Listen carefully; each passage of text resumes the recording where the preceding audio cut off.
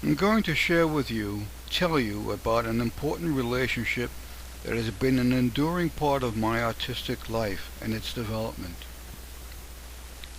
An artist's muse is not an unusual affair. In this case, it was like a woman you lived with, a partner. We got along fairly well as these things go. It's true, like any partner, she and I went through many changes throughout our relationship. I was able to adapt and surprisingly continue to love her. I know this is not always the case because many men want their partners to remain physically the same as the form they were originally attracted to. And if he, and in some cases the woman, can't accept the changes, they try to move on to another relationship. I first got acquainted with her when she was a good deal younger. For those of you who may know her, this was some time ago. I've chosen not to reveal her identity as yet. You see, I'm married and very happily so. I don't think it wise to disturb this situation. To go on talking about a love affair is risky enough, one somewhat removed from my primary love, since it might evoke needless jealousy. I saw the changes in her that were occurring in my new love, and I worried that I might be left behind. I slowly accepted the inevitable changes, following her future development, her new aversions. But I wasn't at all prepared for a major change. It was, I feared, too great a leap for me. That's always the risk when you venture beyond a known love in search of who's to say what. You must understand that I was in a peculiar relationship with her. I'm not a photographer. I'm an artist who makes and creates images by hand, using traditional art materials. You may ask, why was I even trying to relate to this new entity in my life? Well, I found her useful in helping me keep records of my paintings. I'd weaned myself from making slides and had discovered the joy of digital photo recording. But I needed a way to correct the inaccuracies of my digital images, and it was easy enough to work with her in this minor way.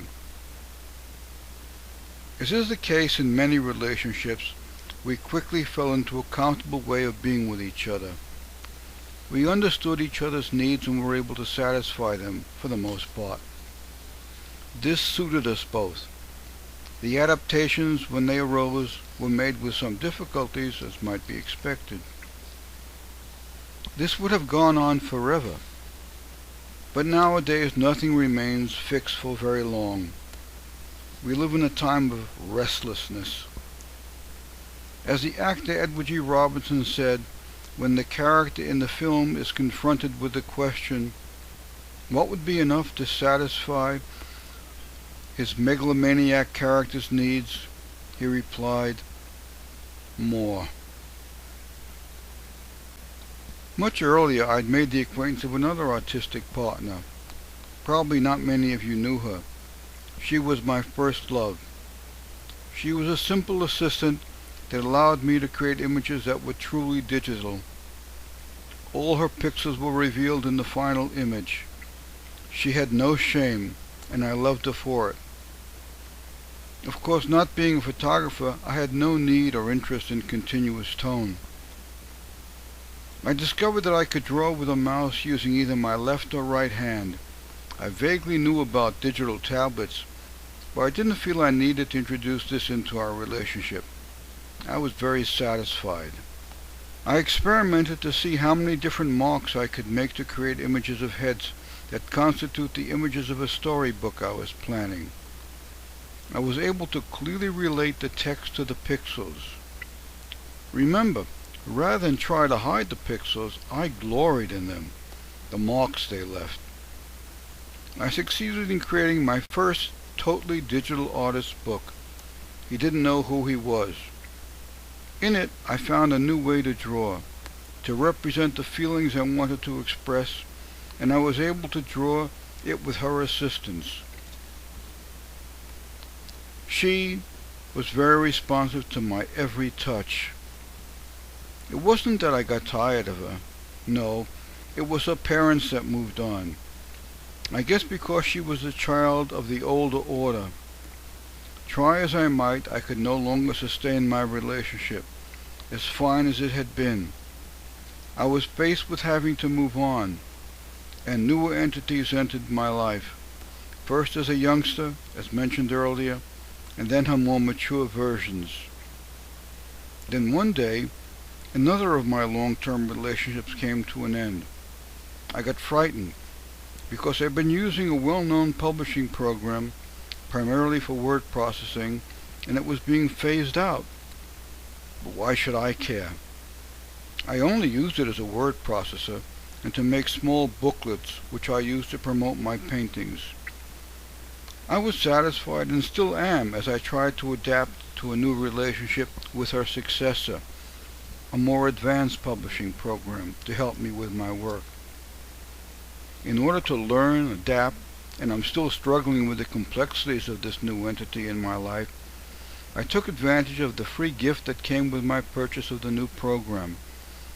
30 free days of online video instruction. The instruction was sort of like the programs that promised to put love back in an old relationship. To my surprise, besides the excellent lessons on my new publishing program, they offered an opportunity to broaden my relationship with her and with my graphics program's latest software incarnation. And that's when I really fell in love with her. A real love affair. Now you know, it was my love of how she helped me with new ways to create images.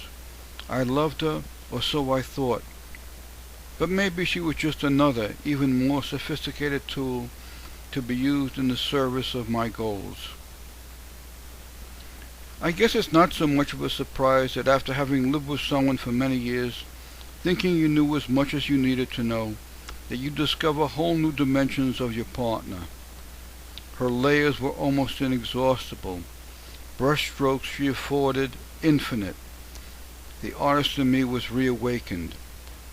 I had to admit that besides using her to correct the digital image record of my paintings, I had in the past occasionally drawn or painted with her.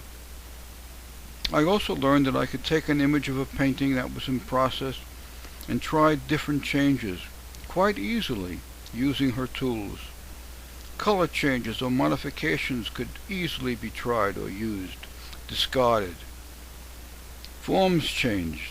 The possibilities were extensive, or so I thought, until I realized I had only begun to really know her, touched her surface. She held a lot more than I could have imagined. My online teacher made this possible. Frankly, I'm overwhelmed with the possibilities I've begun to discover, and I know I'm at the beginning. How could her parents, who were probably grooming her for the countless lens-based image makers, photographers, and graphic artists, have known what an artist might desire in a partner?